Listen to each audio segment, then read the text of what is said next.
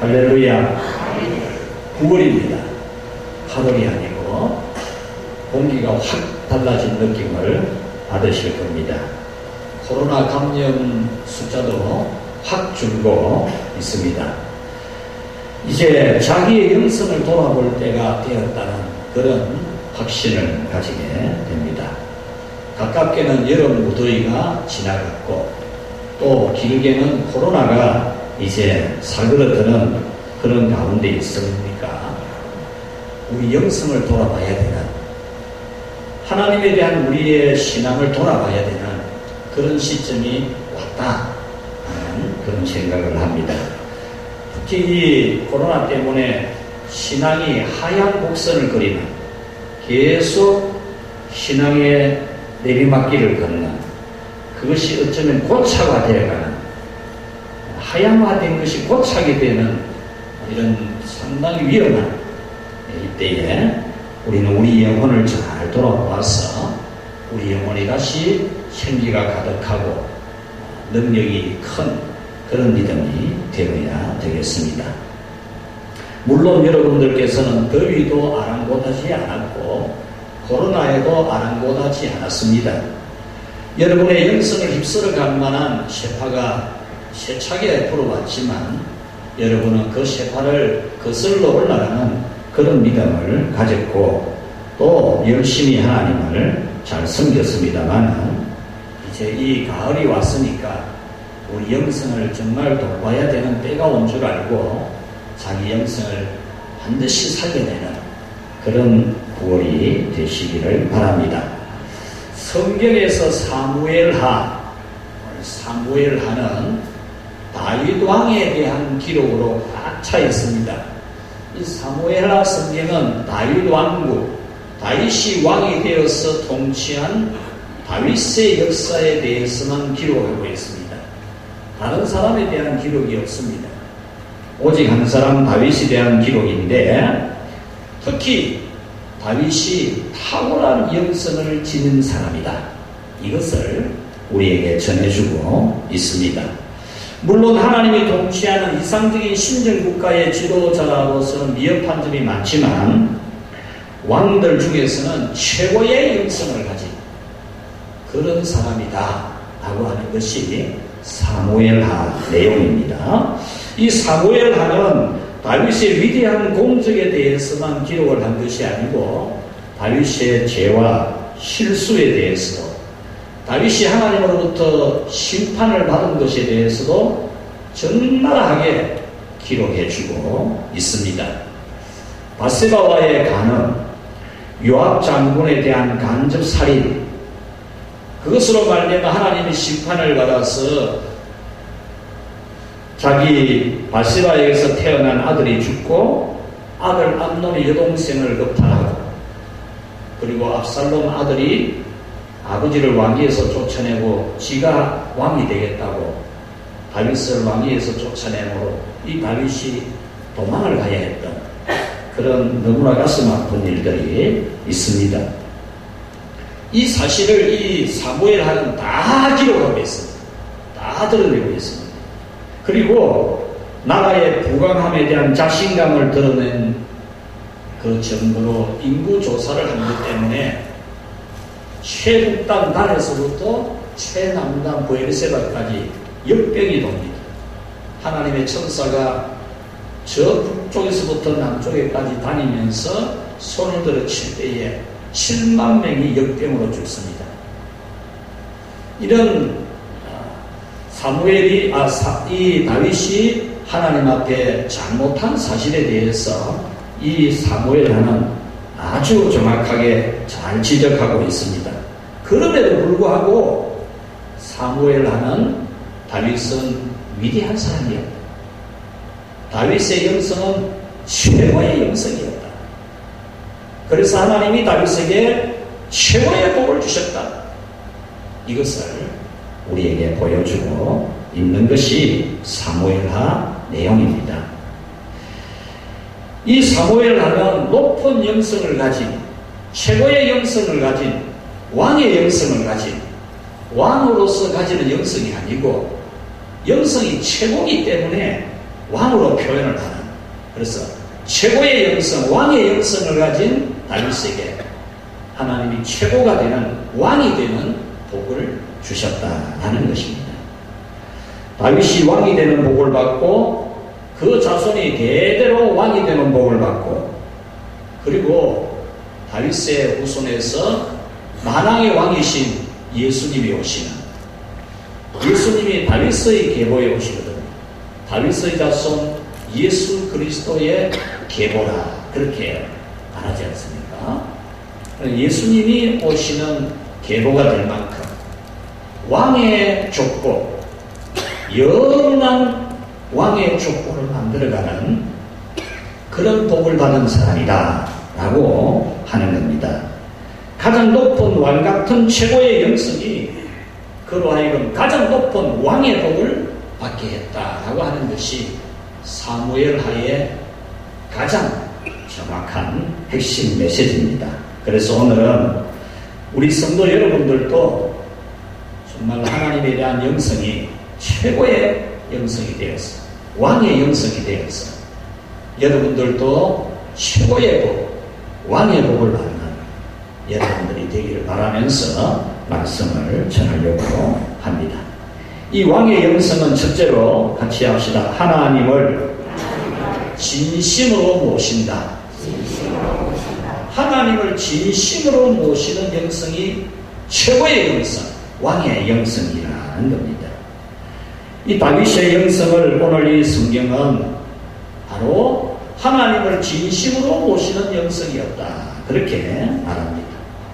대충 하는 게 아니고 정말 마음을 다하고 뜻을 다하고 힘을 다해서 하나님을 모시는 그런 다윗의 영성이라는 겁니다. 다윗은 자신의 왕입니다. 여러분, 왕이 한번 되어보십시오. 얼마나 거만해질 수 있겠습니까? 자기 위에 아무도 없습니다. 자기가 최고입니다. 모든 사람이 막 허리를 90도로 막 숙입니다. 얼굴을 땅에 댈 정도로 절을 해야 합니다. 그런데 이 다윗이 자신이 통일 이스라엘 왕이 되었을 때 맨 먼저 하는 일은 하나님을 왕도, 왕의 성을, 왕의 수도 예루살렘에 모시고 오는 일을 했다는 거예요. 왕이 되었으니까 사람들 불러 모아서 잔치하고 즐기고 자기 재미나는 일을 하고 옷 사입으러 가고 그렇게 한 게 아니고 하나님을 그 왕의 도읍에 모시오는 그 일을 제일 먼저 했다는 겁니다. 자기가 왕이지만 자기 나라의 왕은 자기가 아니고 백성들은 자기 보고 다 왕이라고 그러고 신하들은 자기 보고 전부 막 엎드려서 절을 하지만 이 나라의 왕은 내가 아니야. 이 나라의 왕은 하나님이야. 이 나라는 하나님이 다스리는 신정국가야. 이것을 모든 백성들이 다 보는 앞에서 보여주는 사건이 바로 지금 이 성경에 나오는 내용입니다. 내가 왕이 아니야. 이 나라는 세상의 나라가 아니야. 하나님의 나라야. 이 나라의 임금은 하나님이야. 이것을 만천하에 알리는 겁니다. 오늘 성경에는 큰 늘반지, 나무로 만든 괴짝, 괴짝이라 하면 여러분들이 제일 이해가 쉬울 겁니다. 성경의 괴, 언약괴, 법괴, 하나님의 괴, 여호와의 괴 이런 표현이 있지만 가장 쉽게 표현하자면 괴짝입니다. 괴짝. 나무 늘반지로 만든 괴짝입니다. 그 괴짝이 바로 하나님이라는 거예요. 그 괴짝 안에 하나님이 주신 십계명 이 새겨진 두 돌판이 들어있고 그 안에 하나님의 기적의 양식 만나를 담은 항아리가 있고 바싹 마른 아론의 지팡이에 싹이 난 기적의 증거가 들어있는, 그리고 그 뚜껑은 시온소라에서 하나님이 앉아 계시는 보좌라는 뜻입니다. 시온소. 우리 시온이라는 학생이 하나 있는데, 하나님이 은혜를 베푸시는 장소, 하나님이 앉아 계시는 장소라는 뜻입니다. 그 앞과 뒤에는 천사 모양이 만들어져 있고, 그 가운데 하나님이 앉아 계셔서 백성들이 예배를 받고 백성들을 축복해 주는 겁니다. 이것을 오늘 성경에 17번 괴라는 단어를 2절에서 2번, 4절, 7절에서 각각 한 번씩, 하나님의 괴라는 말을 3, 4, 6, 7절에서 각 1회, 12절에서는 하나님의 괴라는 말을 2번을 반복하고, 여호와의 괴라는 말을 9절, 10절, 11절, 13절, 15절, 16절, 17절에 여호와의 괴라 그렇게 말합니다. 이렇게 오늘 이 짧은 본문에 괴, 하나님의 괴, 여호와의 괴라는 이 말씀을 17차례를 하나님이 기록하게 하신 것은 오늘 성경의 핵심, 오늘 이 본문의 가장 강력한 핵심 메시지는 하나님의 괴, 여호와의 괴, 괴짝에 대한 거랍니다. 그러면 이 괴가 무엇이기에 하나님은 이 괴를 오늘 성경의 핵심 메시지로 전하게 하실까 하는 겁니다. 이 괴는 가장 단순하게 쉽게 같이 합시다. 하나님이다. 나무 괴짝인데 그 나무 괴짝이 하나님이 앉아있는 보좌라는, 하나님이 앉아있는 보좌. 그래서 그곳이 하나님의 율법이 있고 하나님의 기적의 증거가 있고 하나님이 능력을 나타내시는 장소, 축복하시는 장소로 삼으셔서 하나님이 계시는 곳이기 때문에 그것을 하나님이라 그렇게 표현을 하는 겁니다. 오늘 성경 14절 21절에 보면은 다윗이 그 하나님의 괴를 모시고 오면서 덩실덩실 춤을 춥니다. 그때 이 표현이 뭐냐면 나는 하나님 앞에서 춤춘다 그랬거든요. 하나님 앞에서 춤을 춘다. 그리고 오늘 성경은 이 괴가 곧 하나님이심을 말씀하고 있습니다. 2절에 보면 그 괴는 그릇들 사이에 좌정하신 만군의 여호와의 이름으로 불리는 것이라. 그 언약궤 법궤 하나님에게 여호와에게는 하나님의 이름으로 불려지는 괴라 그 말입니다. 성경에서 이름이라는 이 뜻은 그 본체, 그 사람이나 하나님이나 그 본질 자체를 말할 때에 이름이라고 하는 겁니다. 예를 들면 우리가 예수님의 이름으로 기도합니다 할 때는 예수님의 이름 가지고 하는 게 아니고 예수님을 가지고 기도합니다. 그런 뜻입니다. 우리는 하나님께 기도할 자격도 없고 기도한다고 하나님이 들어줄 일도 없고 아무리 1000만 말을 해도 하나님께 갈 수 있는 길이 없는데 예수님 가지고 기도합니다. 예수님 가지고 기도합니다. 우리 죄값을 담당하고 우리 죄를 속죄한 예수님 가지고 기도하니까 하나님이 받아주고 하나님이 우리를 자녀 삼아주는 거죠. 그래서 여기서 여호와의 이름으로 불려진다라고 하는 것은 곧 여호와 하나님이다 그런 말입니다. 11절에 보면 여호와의 궤를 모신 오벳에돔의 집에 가족과 밭의 소산 등이 복을 받았다라고 기록하고 있는 것은 그 궤가 있는 곳이 복을 받았다. 그 말은 하나님이 계신 곳에 복이 있었다. 그런 말입니다. 12절에서 하나님께서 하나님의 궤로 말미암아 오벳에돔의 집과 그의 모든 소유에 복을 주셨다. 하나님의 모시고 있는 하나님의 궤를 모시고 있는 오벳에돔의 집에 모든 것에 복 주셨다. 그렇게 말합니다. 그러므로 다윗이 하나님의 궤를 진심으로 모신 것은 하나님을 진심으로 모신 것이라 하는 말입니다. 다윗은 하나님의 궤를 진심으로 모셨어요. 마음을 다하고 힘을 다하고 의지를 다했어. 그냥 하고 싶을 때 하는 게 아니고 하려고 애를 쓰고 노력을 다하고 의지를 가지고 하나님을 잘 모셨다.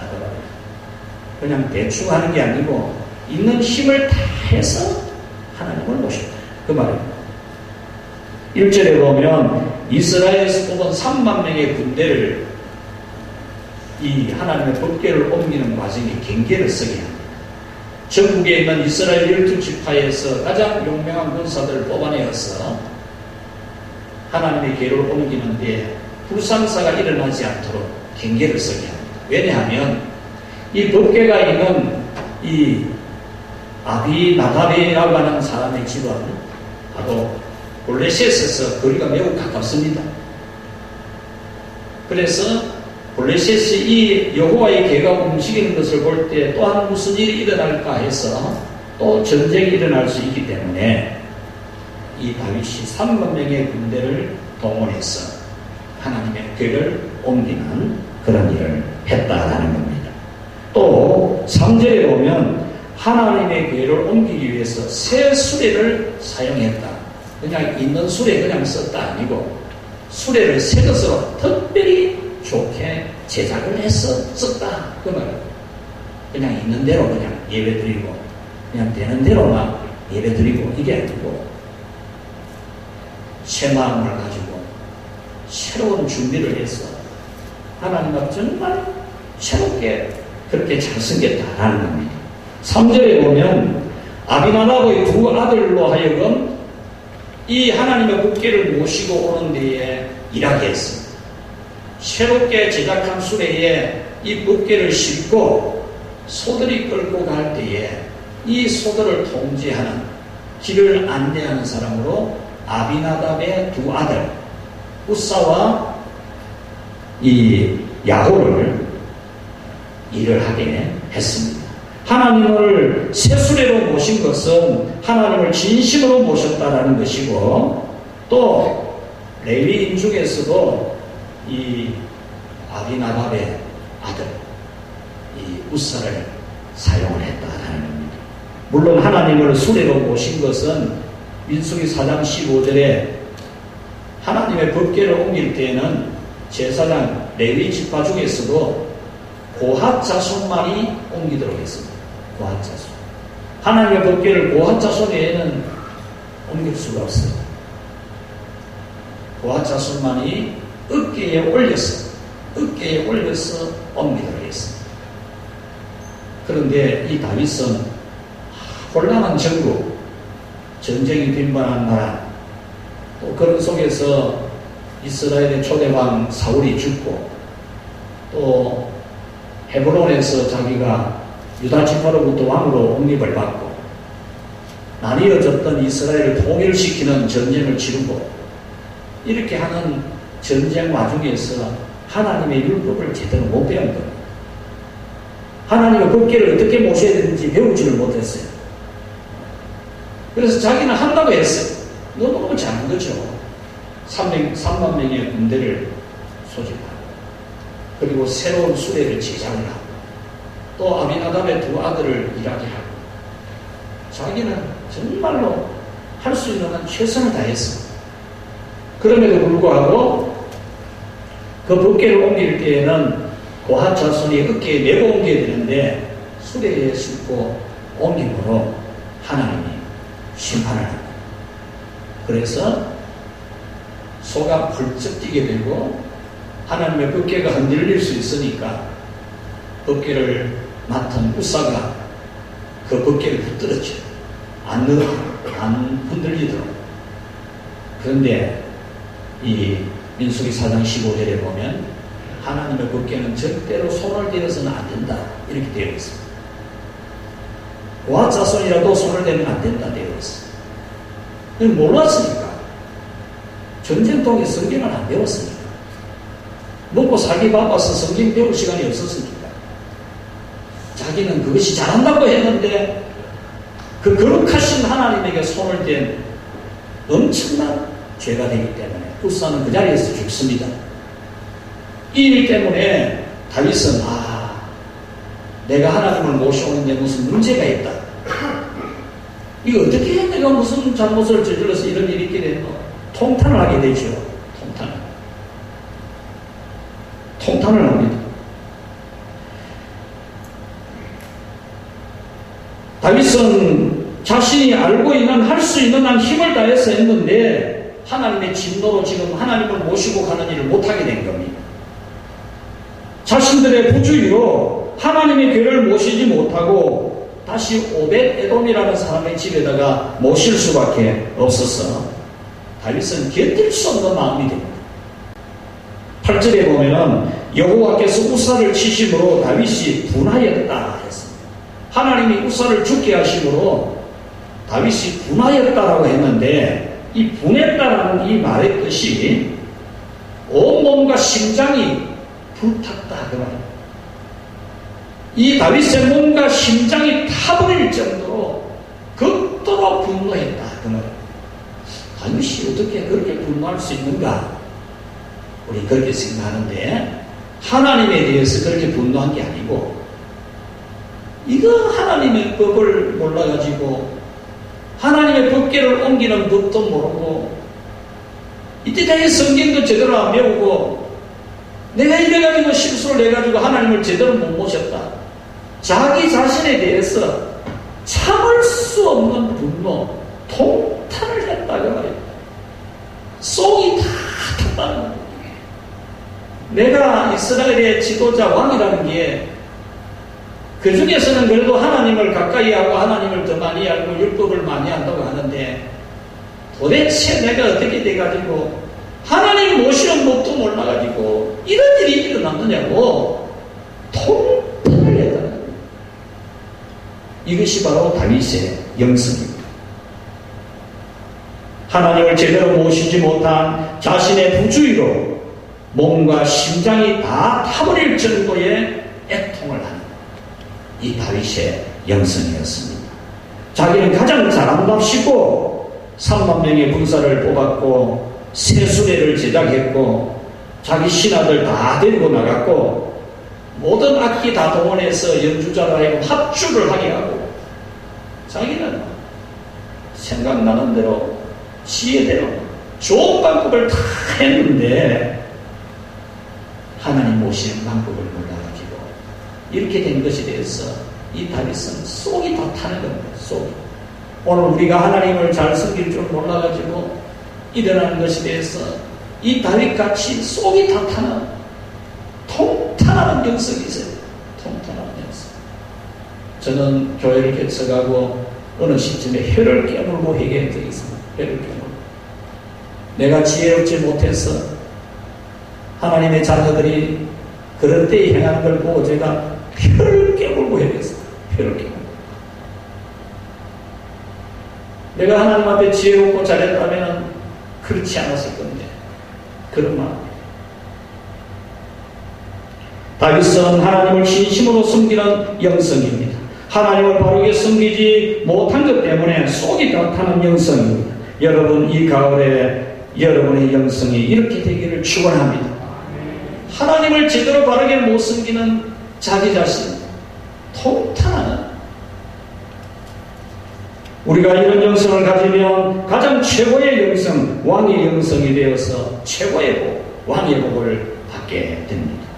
다윗은 자기가 왕이지만 하나님이 참 왕이시라고 자기는 참 왕이신 하나님을 잘 모시려고 하는 종에 불과하다는 고백이 지금 하나님의 궤를 모시고 오는 겁니다. 신하들도 백성들도 자기 보고 다 왕이라고 막 소리를 지르는데 아니다. 우리나라의 왕은 하나님이다. 나는 하나님의 심부름 꾼일 뿐이다. 얼마나 위대한 영성입니까? 오늘 이렇게 하나님을 왕으로 잘 모시려고 하는 이 다윗의 영성은 오늘 성경 바로 뒷장 7장에도 잘 나타납니다. 7장에 보면 하나님께서 모든 원수를 다 이기게 하고 이제 자기의 왕궁에서 편안히 살게 할 때에 이 다윗은 선지자를 찾습니다. 선지자에게 나는 이렇게 하나님 은혜로 백향목으로 지은 왕궁에서 사는데 이 나라의 참왕 진짜 왕 하나님은 천막, 선막이라고 불리는 천막, 천막 안에 계시는 게 말이 됩니까? 이러면서 나는 좋은 아파트에 사는데 하나님은 천막에 살아가 되겠습니까? 이러면서 하나님의 왕궁, 이 나라 왕 하나님의 왕궁 성전을 지어드려야 되겠다, 이 말을 합니다. 이 말을 들은 하나님이 이 다윗을 얼마나 기뻐했는지 모릅니다.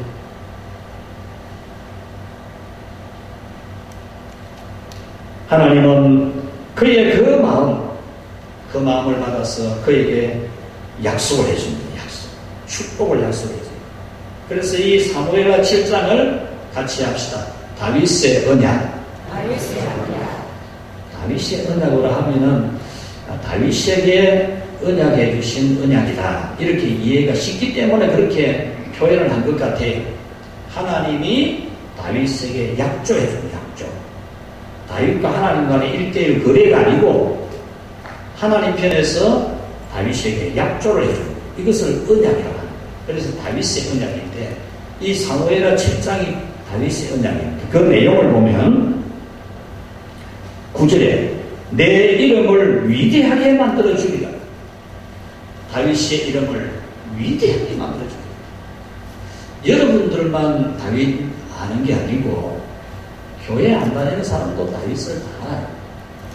다윗과 골리앗 모르는 사람이 누가 있습니까? 다 알아요. 세상 사람도 다 알아요. 바로 그 다윗이 오늘 이 성경의 다윗입니다. 7장 11절 여호와가 너를 위해 집을 짓고, 다윗이 하나님 집 지어드리려고 하니까, 이스라엘의 왕 하나님의 왕궁을 지어드리려고 하니까 하나님이 네가 나를 위해 집을 지어 내가 너의 집을 세워주겠다. 내가 너의 집안을 영영토록 왕의 집안으로 세워주겠다. 너의 씨가 왕이 되고 그 씨가 또 왕이 되는, 그리고 영원한 왕이신 예수님이 오시는, 네 계보에서 하나님이신 예수님이 오시는 그런 집이 되게 해주겠다. 내가 너의 집을 세워주겠다. 그것을 약조한 것이 7장에 나오는 다윗의 언약입니다. 우리 7장 12절 한 절 한번 봅시다. 7장 12절 같이 읽어보겠습니다. 7장 12절 같이 읽겠습니다. 시작. 내 수발이 차서 내 조상들과 함께 누울 때에 내가 네 몸에서 날 내 씨를 내 뒤에 세워 그의 나라를 견고하게 하리라. 아멘. 너는 수완을 하고 너에게 준 수를 다 마치고 편안히 잠이 들 것이다. 그런데 너의 씨가 왕이 될 것이고 그 씨의 씨가 왕이 될 것이다. 이렇게 하나님이 약조를 해 주셨다라는 겁니다. 이 언약대로 다윗의 죄와 그 가정의 부족함에도 불구하고 영원한 왕이신 예수님이 다윗의 가문에서 오시게 됩니다. 이 7장의 언약은 바로 하나님을 왕으로 모신 것 때문입니다. 하나님의 법궤를 모시고 오면서 온 이스라엘 백성들에게 이 나라의 임금은 하나님이시다, 내가 아니다 라고 하면서 하나님을 진심으로 모신 일, 그리고 하나님의 왕궁, 이 나라 왕은 하나님인데 하나님 왕궁을 지어드려야 된다.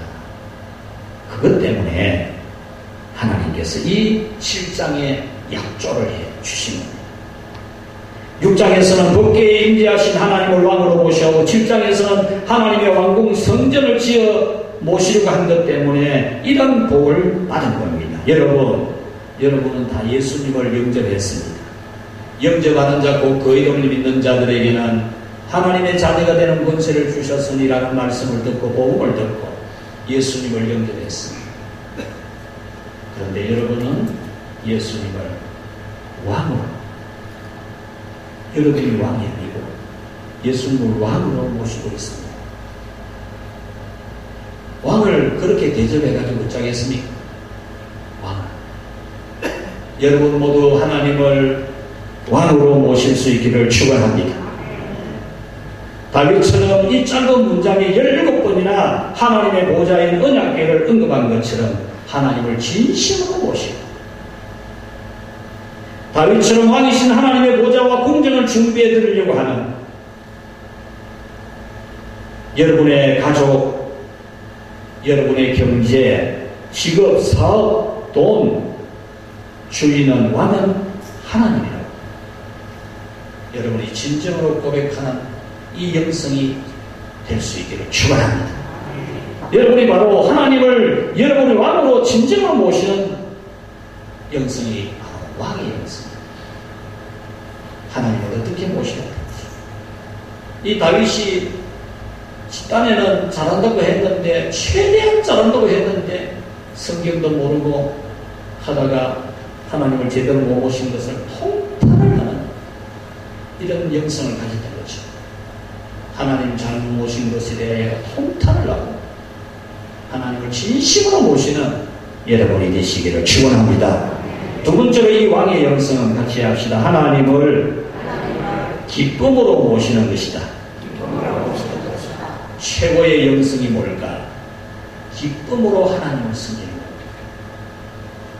순서가 되니까 그냥 해야 되니까 하기는 싫은데 억지로 누구 때문에 기분이 나빠가지고 얼굴이 탁 굳어져가지고 그냥 뭐 탁 집어 던지고 이렇게 하는 게 아니고 모든 기쁨을 다해서 하나님을 모시는 데는 오직 기쁨일 수밖에 없는 그런 마음으로 뭐 이런 핑계 저런 핑계 그게 뭐 해당이 돼. 하나님 섬기는데 하나님 섬기는데 뭐가 어떻고 저떻고 무슨 핑계가 있고 있습니까? 왕이신 하나님을 섬깁니다.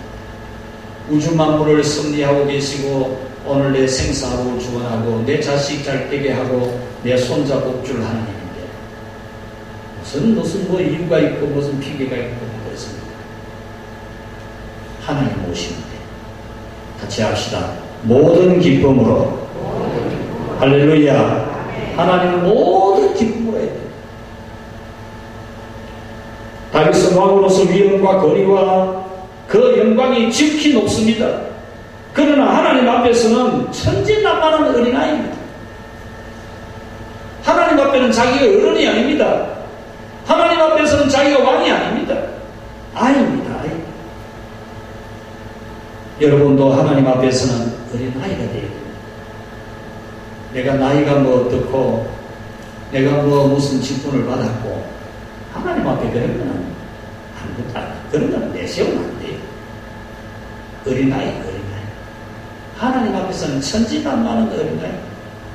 아이들이 막 기뻐가지고 어쩔 줄 몰라 하듯이.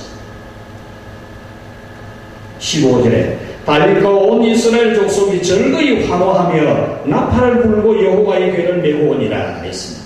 즐거이 환호한다 이 말은 환호성을 지른다, 박수갈채를 친다 그런 뜻입니다. 이것은 하나님을 왕으로 모셔오는 모습입니다. 하나님을 왕으로 모셔올 때에만 환호성을 지르고 박수를 치고 하는 것을 말하는 겁니다. 다윗은 하나님을 신정국가의 왕으로 환호성을 지르면서 지금 모시고 있습니다. 5절에 보면 여러 가지 악기와 수금과 비파와 소고와 양금과 재금으로 여호와 앞에서 연주하더라. 모든 악기 연주자들 다 모아가지고 막 합주하게 하고 하나님 섬기려면 이래야 되지. 뭐 바빠서 안 되고 몸이 아파서 안 되고 할 줄 몰라서 뭐라고 이러니 평생 동안 하나님 섬기는 것도 제대로 못하고 그래가지고 안 되잖아요. 16절에 여호와 앞에서 뛰놀며 춤추었다. 이 왕이 막 뛰놀면서 춤을 추는 겁니다. 왕이 얼마나 왕이 막 뛰놀고 춤을 췄는지 이 왕의 이 오늘 성경은 다윗의 아내 다윗의 처라고 말하네요. 성경이 그렇게 말합니다. 성경이 뭐라고 말하느냐? 사울의 딸 미갈이라. 왕의 부인인데도 왕문이 뭐니 부인이 왕의 처라고 말하네요. 그냥 사울의 딸, 하나님의 심판을 받아 죽은 사울의 딸 미갈이라 이렇게 표현해요. 이 사울의 딸 미갈이 창문으로 내다보고 왕이 채통도 없이 막 백성들 다 보는데 신하들 다 보는데 앞에서 막 춤을 덩실덩실 춤을 추고 막 그것이 들리가 안에 살갗이 드러나 보이고 막 이랬다고 막 조롱을 했습니다. 채통 없이. 네. 그런데 이 다윗은 뛰놀며 춤추었습니다. 그리고 19절에 보면 이제 하나님을 다 모셔놓고는 온 백성들에게 남자든 여자든 나이 많든 어린아이든 전부 떡 한 덩어리 고기 한 조각 건포도 넣은 떡 한 덩어리씩 이래 막 한 보따리에서 싸가지고 전부 가져가게 했어요. 국가의 국경을 쳐. 그렇게 하나님 모신 것을 그렇게 좋아했다 그 말입니다. 20절에 보면 사울의 딸이자 자기의 아내인 미갈이 하나님의 궤를 모시면서 춤춘다고 할 때에 그런 것을 조롱할 때에 21절에 보면 다윗은 이는 여호와 앞에서 한 것이니라. 내가 여호와 앞에서 뛰놀리라. 내가 여호와 앞에서 춤추고 뛰놀 거다.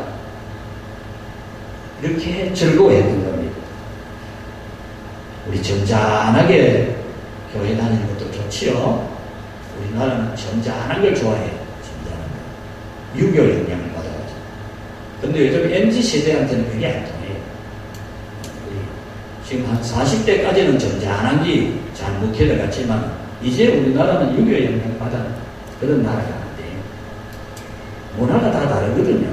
점잖한 것만 좋은 게 아니고 같이 합시다. 유쾌하게, 명랑하게, 명랑한 경건. 점잖한 경건만이 아니라 유쾌하고 명랑한 경건. 요즘 MZ세대한테 점잖한 경건하라 그러면 잠이 자꾸 잠이. 유쾌하고 명랑한.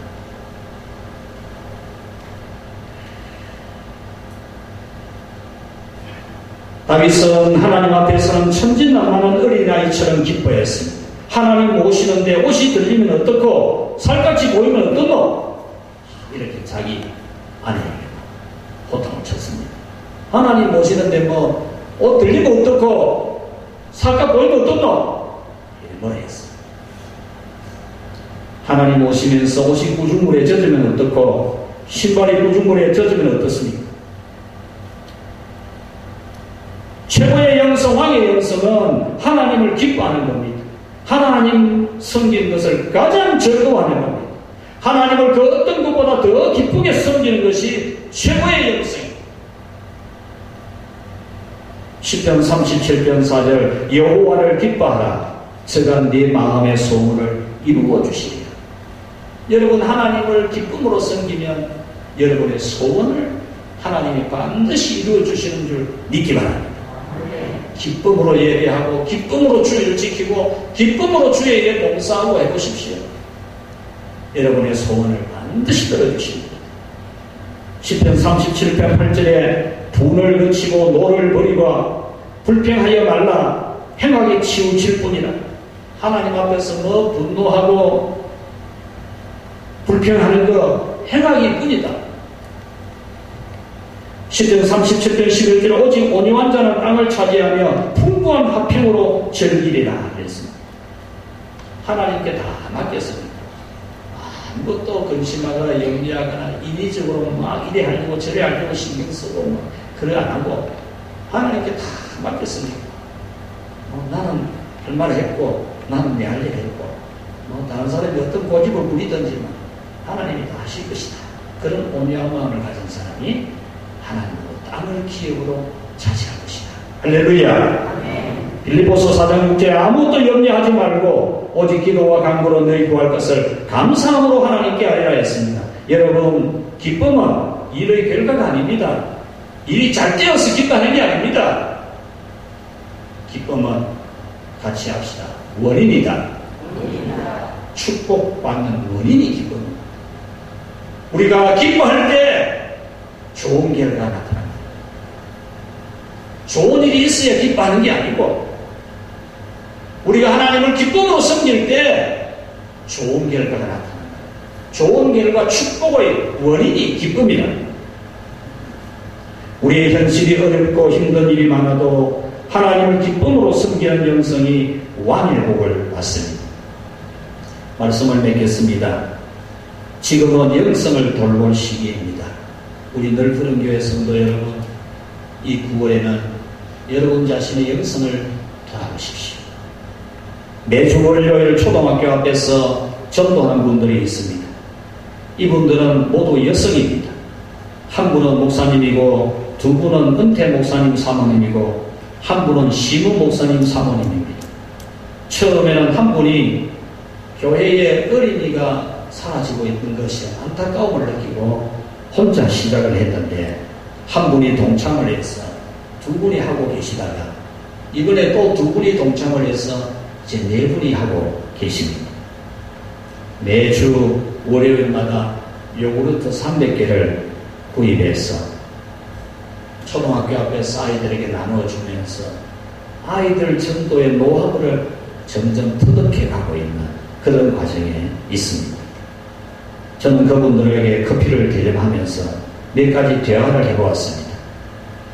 전도를 하게 된 동기가 무엇입니까? 라고 물어봤어요. 그분들의 대답은 나중에 하나님 앞에 설 때 무엇을 하고 왔느냐라는 그 질문에 대답을 어떻게 할 것인가? 이 부분에 대한 두려움이 들더라고요. 두려움. 너 뭐 하고 왔어? 이렇게 하나님이 물으시면 내가 무슨 대답을 해야 될까? 그것이 겁이 나더라고요. 그래서 전도한다는 겁니다. 네 분 다 똑같은 대답을 했습니다. 그래서 그러면 요구르트 300개는 우리 넓은 교회에서 제공을 하겠습니다. 이렇게 합니다. 한 분이 아닙니다. 그것은 제가 하기로 했기 때문에 이분이 은퇴하신 목사님의 사모님입니다. 자기가 하기로 한 마음을 전하고 기도하는 거기 때문에 그건 절대로 안 됩니다. 그러면 제가 뭐 전도 후에 식사 대접을 하겠습니다. 이러니까 또 한 분이 대답하기를 우리는 전도 마치고 나면 물 한 모금도 안 마시고 집으로 갑니다. 전도했다고 물 마시고 안 그럽니다. 바로 집으로 갑니다. 그래서 한 가지 더 이제 그 인도하는 목사님 우리 기도 제목 한 가지씩 나누고 헤어집시다 했습니다. 그러니까 기도 제목이 전부 성령 충만이었습니다. 자녀가 잘 되게 해주시고 건강하게 해주시고 아픈 것을 고쳐주시고 물질을 많이 주시고 아니고 네 분 다 성령 충만이 동일한 기도 제목이었어요. 여러분 이분들의 영성을 어떻게 보십니까? 전도하게 된 동기가 하나님 앞에 갔을 때 니 뭐하다 왔노? 그러면 대답할 게 없었어. 겁이 나. 요구르트는 우리 교회가 담당하겠다니까 그거는 안 됩니다. 그럼 자기가 하게 된 게 또 자기가 해야 돼. 식사를 대접하겠습니다 할 때 우리는 마치고 물 한 모금도 마시지 않고 바로 집으로 갑니다. 기도 제목이 성령 충만의 기도 제목이라고 나누면 이 영성이 얼마나 우리가 본받아야 될 영성입니다. 저는 굉장한 큰 희락이 있었습니다. 이 시대에도 이런 영성을 가진 분들을 보게 된 것에 대하여 감사했습니다. 여러분, 저는 이분들을 위해 마무리 기도를 하면서 이렇게 기도했습니다. 하나님 아버지, 이 전도의 불길이, 이 성령의 불길이 들불처럼 번지게 해달라고 우리 진량 이 경산지에게 이 영성의 불길이 들불처럼 번지게 해달라고 기도를 마무리해 주었습니다. 가을입니다. 결실하는 계절입니다. 무엇을 결실하실 것입니까? 여러분의 영성에 무엇을 결실하실 것입니까? 왕의 영성을 결실할 수 있기를 축복합니다. 하나님을 진심으로 보시고 정말 하나님을 진심으로 보시고 얼렁뚱땅 이게 아니고 하나님을 진심으로 보시는 영성, 하나님을 기쁨으로 섬기는 영성, 오직 모든 기쁨으로 섬기는 영성, 이 왕의 영성을 가져서 여러분들이 자손되도록 왕의 복을 받기를 축복합니다. 우리 말씀 생각하면서 결심기도하겠습니다. 하나님 아버지 감사합니다. 우리를 사랑하셔서 하나님의 거룩한 자녀가 되게 하시고 하나님의 다스림, 하나님의 통치를 받는 하나님의 백성 되게 해주신 것 감사합니다. 하나님이여, 그러나 저희들은 왕도 아니면서 왕노로 다으려고 하고 참으로 왕 행세를 하려고 하는 저희들은 아니었습니까? 우리를 다스리시는 왕은 하나님이신데 하나님의 자리를 차지하려고 하는 우리는 아니었습니까? 하나님이 되어서 남을 판단하고 하나님이 되어서 남을 심판할 때는 얼마나 많았습니까? 하나님이여, 우리의 부족한 영성을 통탄하면서 회개할 수 있도록 인도해 주시옵시고 참으로 하나님을 모실 때 정성을 다해서 온 마음을 다해서 모든 노력과 의지를 다해서 하나님을 모시는 저희들이 되게 하시옵고 그리하여 하나님이 약조해 주시는 참으로 축복을 은혜해 주시는 저희들로 살게 하여 주시옵소서. 우리 모든 성도들 이 가을에 자기 영성을 돌아보게 해주시고 청하양 고차가 되는 이 시대에 저들의 영성을 깨우도록 새롭게 세우도록 성령님이여 역사하여 주시옵소서. 예수님 이름으로 기도하옵나이다.